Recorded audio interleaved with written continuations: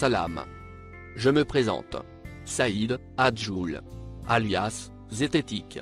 Ma chaîne qui portait l'appellation Zététique a été clôturée par les gens qui font obstruction à la vérité. Ces gens veulent tout simplement faire taire les chercheurs de vérité. Ces gens qui dominent le monde ne veulent pas d'un public réveillé. Ils veulent des moutons, afin de les manipuler facilement avec des mensonges. Je fais mes propres recherches sur le monde dans lequel nous vivons, afin de discerner la vérité du mensonge. J'espère que mes 10 000 abonnés découvriront cette chaîne, de Feutou, Chaïb, sur laquelle je diffuse à présent mes vidéos. Merci de votre attention, et bienvenue sur cette nouvelle vidéo sur la Terre plate, et plus encore.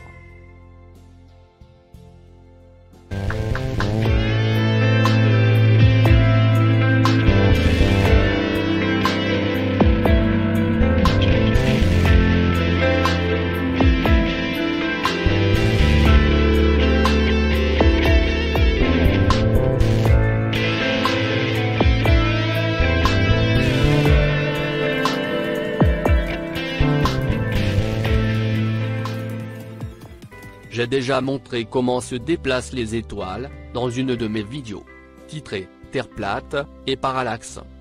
On a bien vu que les étoiles se déplacent en même temps, et à la même vitesse. On les voit de nos yeux en 2 dimensions. Et ce qu'on voit dans la réalité, ce sont des étoiles, qui se déplacent à la même vitesse. Contrairement à ce que prétend la science dominante de la pensée unique. Soit, que les étoiles se déplacent, à des vitesses différentes. Comme l'exemple du smartphone.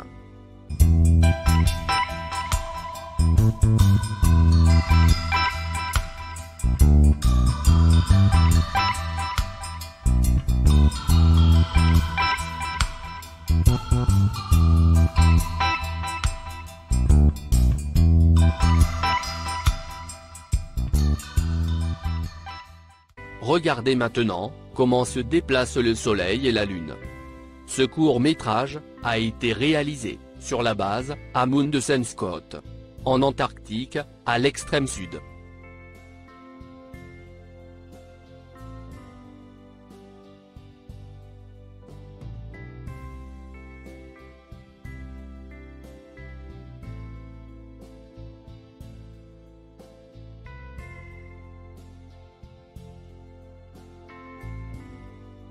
Avec les images accélérées que vous voyez, on arrive à suivre et comparer la vitesse du Soleil et de la Lune.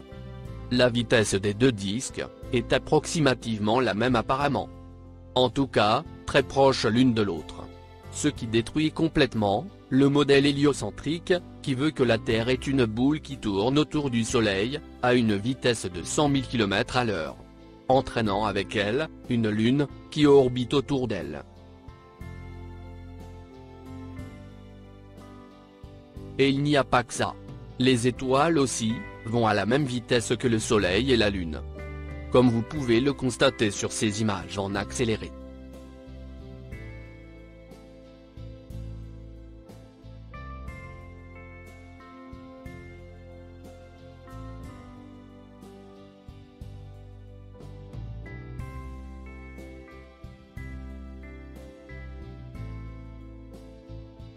Maintenant, posez-vous la question. Pourquoi, quand on est sur la base Amundsen, on voit le Soleil et la Lune circuler de droite à gauche? Et quand on est positionné sur l'équateur par exemple, on voit le Soleil venir de la gauche pour aller vers la droite. Soit, que le Soleil vient de l'Est, et se dirige vers l'Ouest. C'est ce qu'on voit toujours. Non? Comment peut-on voir le Soleil venir de l'Ouest, pour aller vers l'Est? Bon. Réfléchissons un peu. D'habitude, on voit toujours le Soleil aller de gauche vers la droite. Et c'est ce que voit un observateur, positionné en Europe, en Afrique, ou ailleurs en Asie, ou en Amérique. Comme sur ce modèle, d'exemple de la Terre plate. Alors que les gens situés sur l'extrême sud, voient le Soleil et la Lune, aller de droite à gauche. Comme ceci. Ceci ne correspond pas du tout avec le modèle héliocentrique, qui dit que le Soleil est à 150 millions de kilomètres de la Terre. Si le Soleil était à 150 millions de kilomètres, tous les peuples de la Terre, où qu'ils soient, verront le Soleil circuler dans un même sens. Puisque, selon le modèle du globe, c'est la Terre qui tourne autour du Soleil, et en même temps, sur elle-même. Pensez-y. Alors, après mûre réflexion, on arrive à l'explication suivante. On sait que dans le modèle géocentrique, c'est le Soleil qui tourne en cercle au-dessus de la Terre plate et fixe. En arrivant à la limite de l'orbite de l'extrême sud, durant le solstice d'hiver, le Soleil chevauche le tropique du Capricorne. Le 23 décembre, le Soleil commence progressivement son retour vers le tropique du Cancer, en traversant l'équateur, toujours en effectuant des cercles au-dessus de la Terre plane. Il faut une année pour le Soleil pour effectuer un aller-retour entre l'extrême nord et l'extrême sud. Et c'est justement ce déplacement du Soleil qui fait les saisons.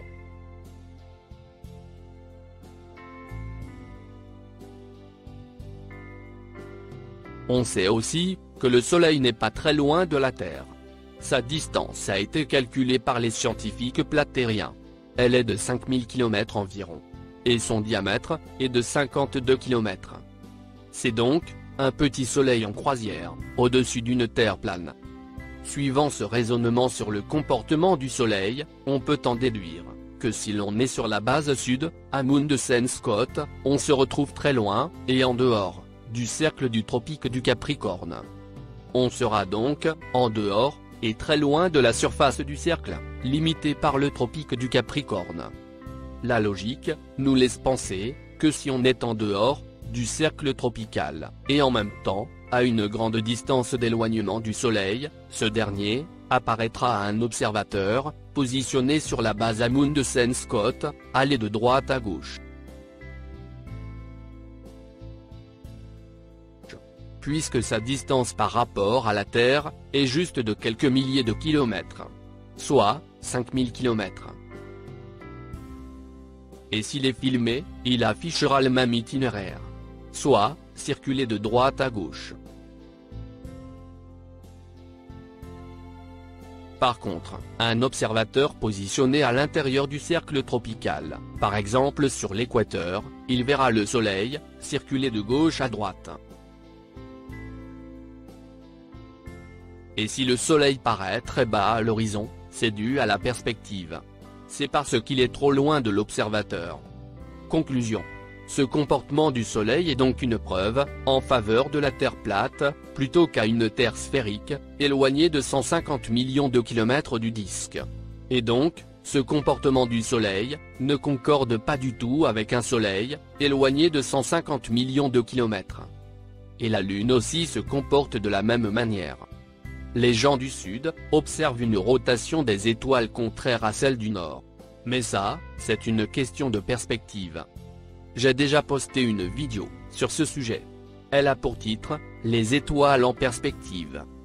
Voilà donc, mais ça reste mes propres déductions. Peut-être que je me trompe. Si vous avez d'autres informations, ou d'autres idées, s'il vous plaît faites-moi part.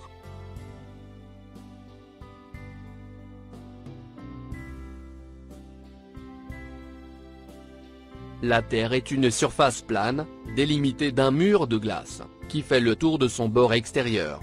Le point nord est au centre de sa surface. Le Soleil, la Lune, les étoiles et les planètes sont à 4800 km au-dessus de sa surface. Le ciel est un firmament vitreux, à environ 160 km de la Terre. Citation du docteur Samuel Robotham, dans son livre « La Terre n'est pas un globe ».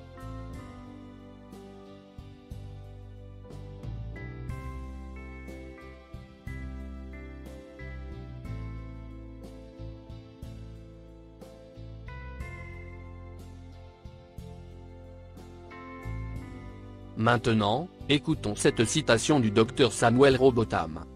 Il dit: « On constate par l'observation, que les étoiles viennent au méridien, environ 4 minutes plus tôt, toutes les 24 heures. Comparativement au Soleil, en prenant le temps solaire comme standard. Cela fait 120 minutes tous les 30 jours, et 24 heures dans l'année. Par conséquent, toutes les constellations sont passées devant ou avant le Soleil depuis ce temps. Ceci est un fait, comme observé dans la nature. La théorie de la rotondité du mouvement sur les axes, et sur orbite, n'a pas sa place ici. La vérité visible doit être ignorée. Parce que cette théorie est un obstacle, et empêche ses adeptes de comprendre. Fin de citation.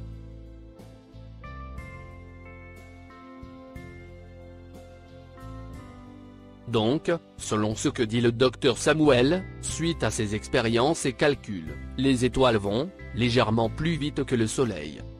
Ce temps de décalage de 4 minutes est à mon avis la clé de l'énigme de la présence du Sphinx.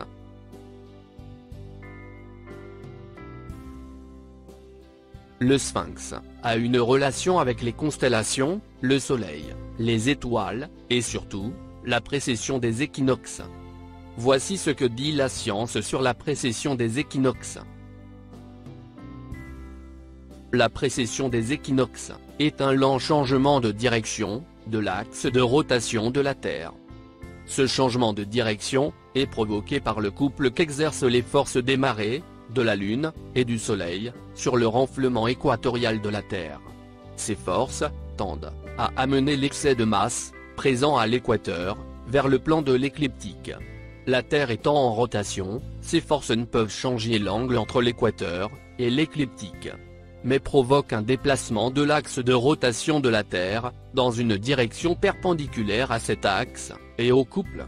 Mis à part les petites perturbations agissant sur ce déplacement, par exemple la nutation, l'axe de la Terre décrit la surface d'un cône ou entonnoir d'axe perpendiculaire au plan de l'écliptique, portant dans l'espace la trace de la trajectoire de la Terre autour du Soleil, à la manière de l'axe d'une toupie posée sur une table, qu'on peut voir tourner autour de la verticale. Vous avez compris quelque chose? Moi pas.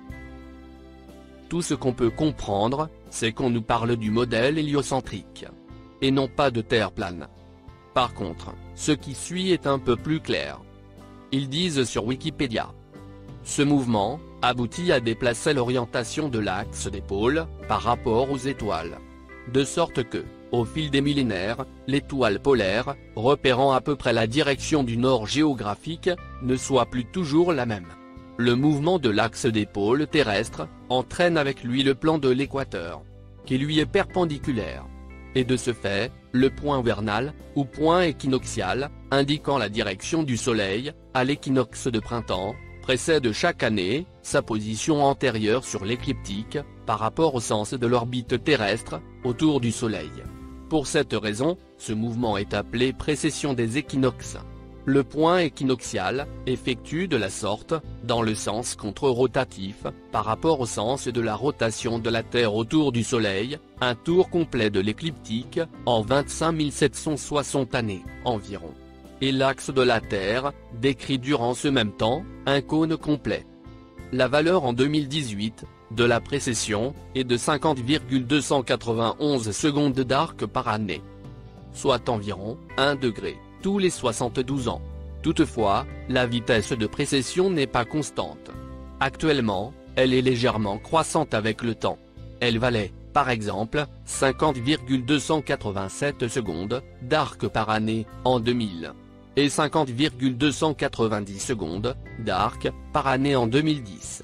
Son accroissement, dit séculaire, est actuellement de 2,210 secondes d'arc par siècle.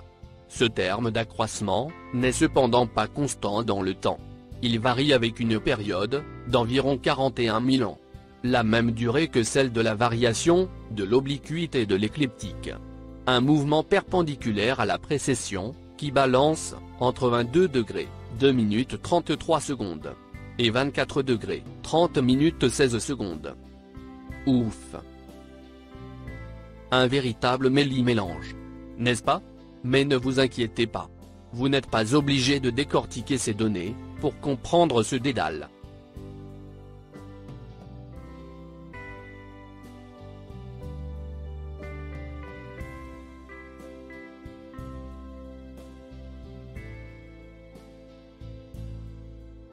Et tout ça pourquoi? Vous l'avez compris. La science du globe veut faire concorder le temps de décalage, entre les constellations et le Soleil, avec les 4 minutes signalées, observées, et avérées, annoncées par le docteur Samuel, dans son fameux livre titré « La Terre n'est pas un globe ». C'est là, où réside l'énigme, du Sphinx. Ce temps de décalage de 4 minutes, entre le Soleil et les étoiles, c'est la clé de la présence du Sphinx sur Terre.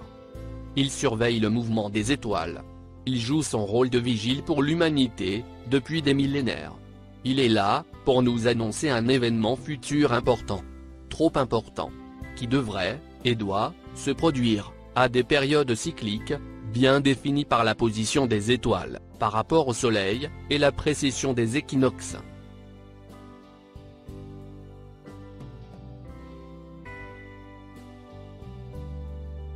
Cet événement pourrait être dramatique.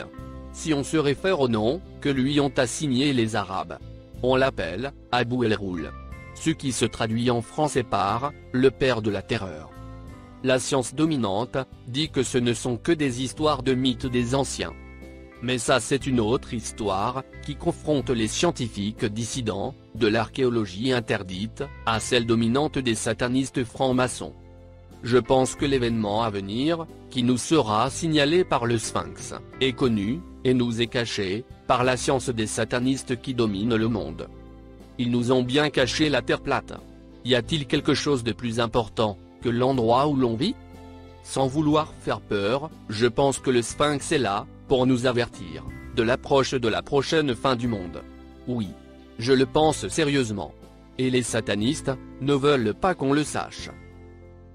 Qu'on sache que Dieu a programmé des fins du monde cycliques, afin de régénérer la Terre, une fois celle-ci, devenue pourrie, par les malfaisants de l'humanité. Il y a des indices.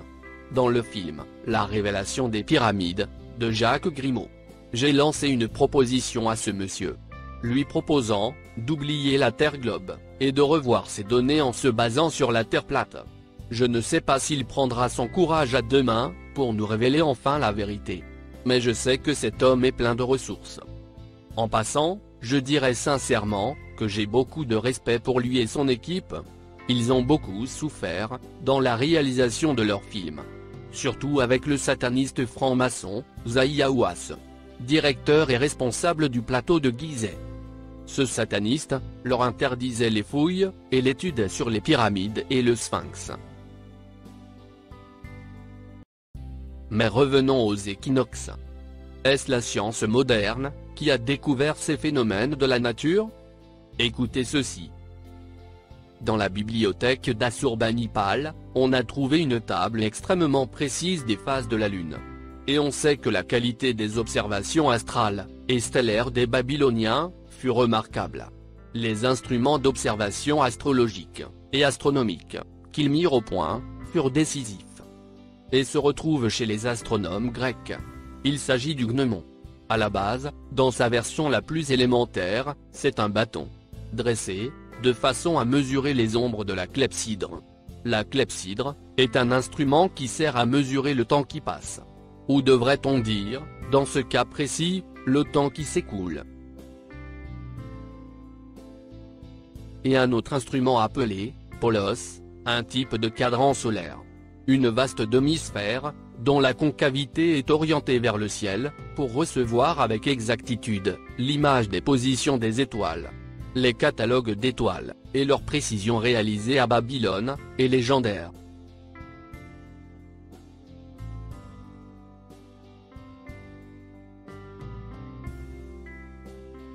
Le 9e séminaire d'archéoastronomie, organisé avec l'Observatoire astronomique de Gênes, en Italie, le 31 mars 2007, a permis de faire le point des dernières découvertes, concernant la mesure de l'équinoxe.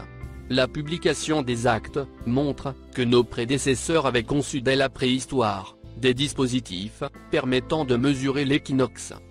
Nous avons trouvé des alignements équinoxiaux. Et nous pouvons démontrer qu'il est possible, à 45 degrés de latitude, de l'obtenir par l'ombre linéaire parfaite d'un bâton.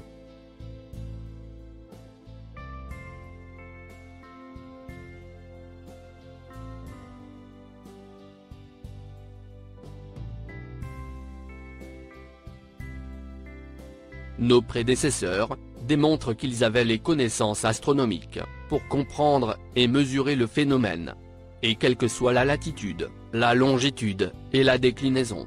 À notre époque, le lever solaire d'équinoxe se fait toujours à l'azimut, 90 degrés.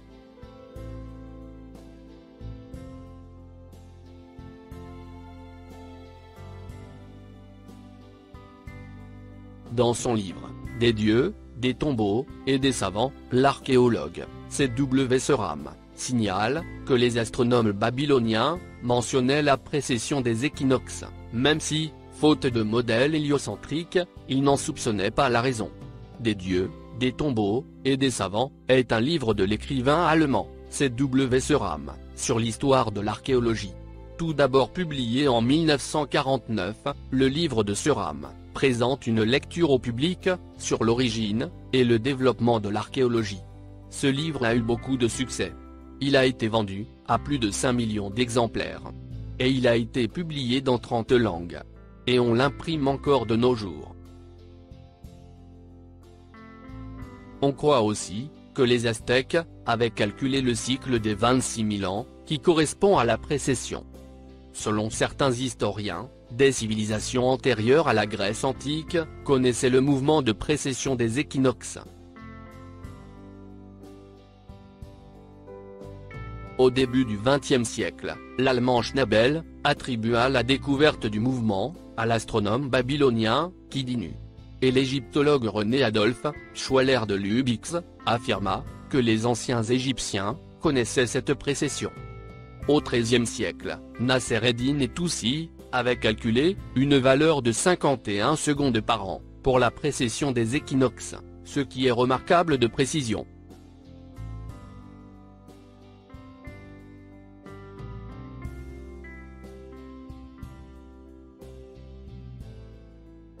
Ceci pour vous dire, mes chers amis, que toutes les anciennes civilisations savaient comment calculer les équinoxes. Et toutes ces civilisations, anciennes et récentes, étaient toutes obsédées par le fonctionnement des étoiles, du soleil, etc. À mon avis, depuis toujours, l'homme savait. Il savait qu'il existe des fins du monde cycliques programmées en fonction de la position des étoiles, du soleil et des équinoxes. La dernière civilisation, ou si vous voulez, la dernière fin du monde, a vu son approche approximative signalée par le Sphinx. Le Sphinx a été bâti par cette dernière civilisation du monde d'avant le nôtre, afin de nous avertir de ce phénomène cyclique, sur lequel il n'y a aucun doute. Puisque c'est la volonté d'Allah, le puissant, le sage. Je dirais que cette civilisation est celle de l'Atlantide. Oui. Cette Atlantide, rejetée par la science des satanistes, pour nous garder dans l'ignorance de l'histoire réelle, de notre monde. Oui. Les peuples d'avant la fin du monde de Noé, paix sur lui, étaient des Atlantes. Noé, lui-même, était un Atlante. Oui, je le pense vraiment. Merci de votre attention. Salam.